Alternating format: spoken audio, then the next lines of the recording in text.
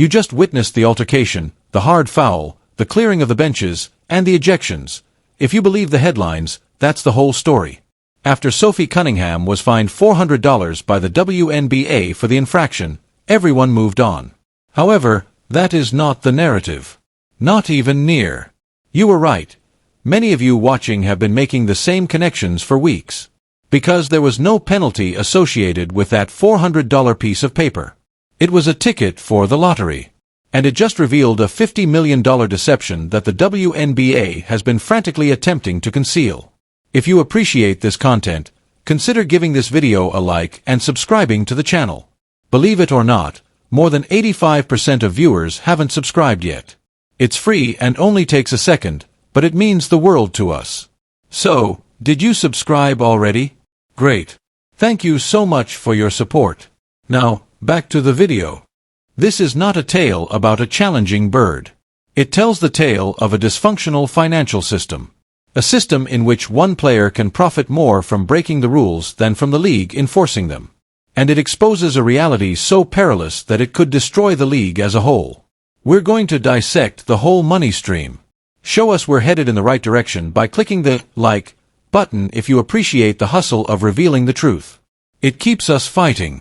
You must first comprehend the bet in order to comprehend the falsehood. Now let's set the scenario.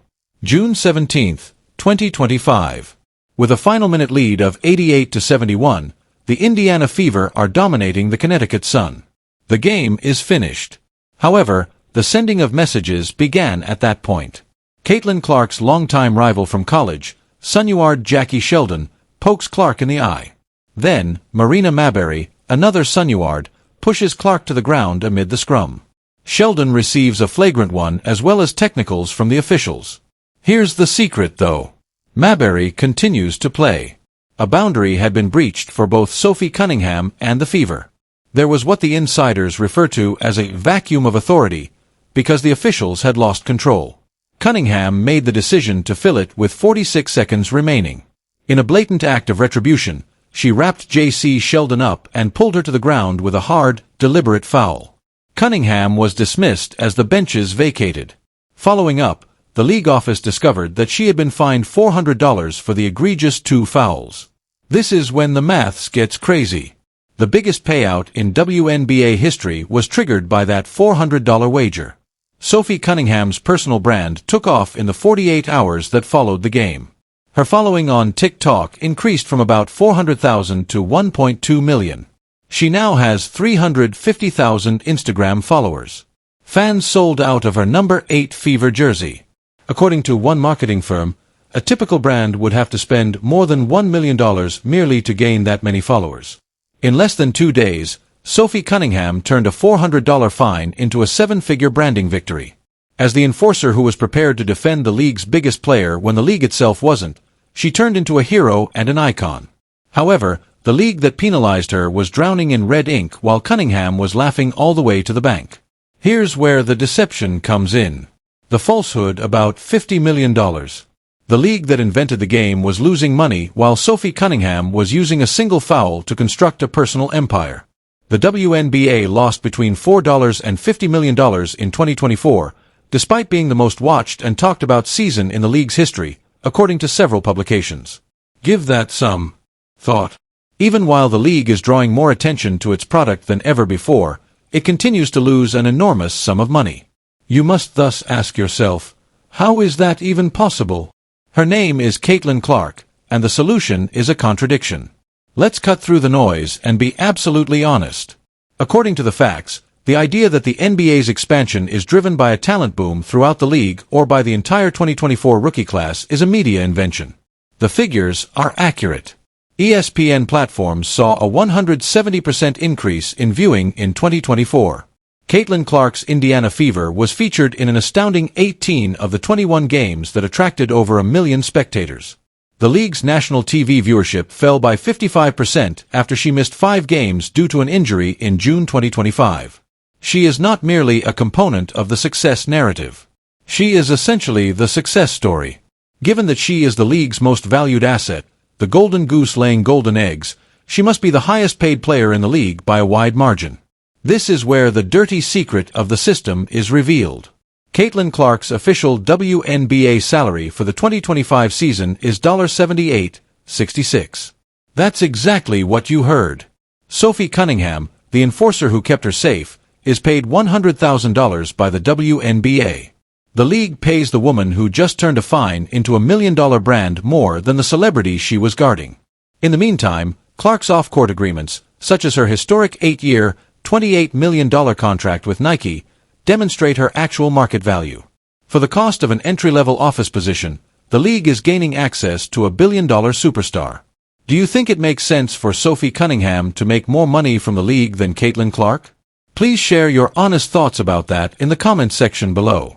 There is more to this than just a salary disparity. It's a reality distortion field that has produced a strange new world in which the success rules have been entirely altered.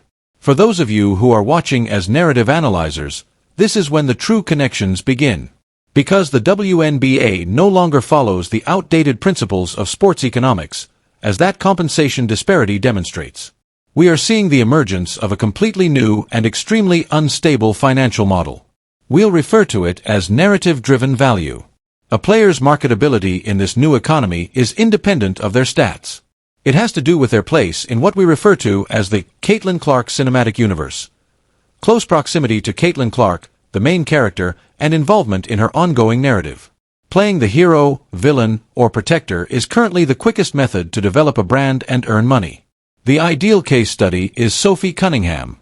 Instead of focusing only on the bank statement, let's examine the statistics on the court. Sophie Cunningham is a reliable role player for the 2025 campaign, averaging roughly 5 points and 4 rebounds every contest.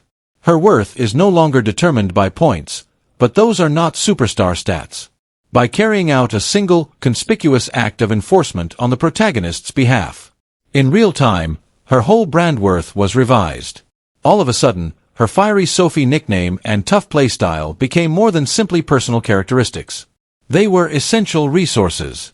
The media even used her personal history, such as the fact that she obtained a black belt in Taekwondo at the age of 6, as a weapon to support her new image as the ultimate enforcer. Her statistical results lost significance. Her participation to the story proved crucial. Whether she meant to or not, she wrote the blueprint for a fresh gold rush. It's a manual that teaches other players how to manipulate the system and take advantage of the controversy and fury surrounding Clark for enormous personal benefit. And the league is in a crisis as a result. Since players have discovered that it is considerably more beneficial to disobey the rules than to respect them, how can a game be policed? The league is in a difficult situation as a result, and its most reputable leaders are beginning to exhibit signs of weakness. Not just us analysts are perplexed by this new reality. The league's own leadership is engaged in a civil war as a result. The coaches are currently engaged in a verbal sparring match with the media, which highlights the extent of this situation. Stephanie White, the head coach of the Indiana Fevers, is on one side. She didn't simply put up with her players' behavior. She rejoiced over them. She wholeheartedly supported Cunningham's position as the team's tough-as-nails X-factor. Oh, my God. Sophie's a dog. She just is, she's a competitor. She's versatile, so she allows us to do different things. Like, she plays with such toughness. She's huge, and she's going to be for us all season long. However, Rashid Mejan, the head coach of the Connecticut Suns, is on the opposing side of the conflict. He witnessed the exact same incident and described Cunningham's foul as impolite and foolish, calling it a total embarrassment. He claimed that executing such a stunt after winning by 17 points was disrespectful and unsportsmanlike. You have two coaches, and their interpretations are diametrically opposed. However, a coach who wasn't even on the court that evening may have the most significant voice in all of this. Becky Hammond, a renowned basketball expert and coach of the Las Vegas A's. She came forth and acknowledged that every player in the league was frustrated. There's too much bumping, too much grabbing, too much fouling that's not getting called, and people are tired of getting hit, she stated. This is what takes place. The league office is directly targeted by that. Hammond is confirming that players are now taking matters into their own hands because the system has left them with no other option and that the institution of officiating has failed. She's not standing up for the bird itself. She explains how the foul was unavoidable because to a societal failure. It's not just a player issue. It's a league issue. In this verbal battle, Who do you believe is correct? Do you agree with Coach Hammond's criticism of a flawed system, Coach Mezian's appeal for sportsmanship, or Coach White's loyalty? Vote in the comments section. The WNBA is now in a strategically unfeasible situation as a result of this division, and it must make a decision that could affect its very future. The WNBA is stuck between two terrible options as a result of that division. The LZ Fair Entertainment model is the first. Here, the claim is that the drama is beneficial to business. There is constant media attention, interaction, and interest in the Clark affair. It produces ticket-selling heroes and villains. According to this approach, the league may covertly allow the enforcer narrative to flourish since it is fostering their expansion. However, the asset protection approach is the second route. What happens if Caitlyn Clark, the league's most valuable asset, sustains a major injury from one of these brutal plays? This is about long-term survival. We already have a horrifying sneak peek. When she missed just 5 games, the viewership fell by 55%, demonstrating that her absence would result in a financial disaster.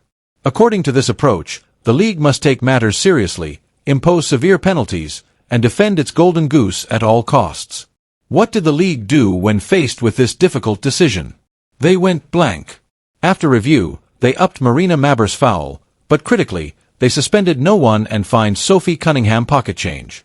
It was a sign of weakness, an effort to appease everyone that, in the end, failed to satisfy anyone. It wasn't an answer. It was an indication that the league doesn't know how to handle its own most pressing issue.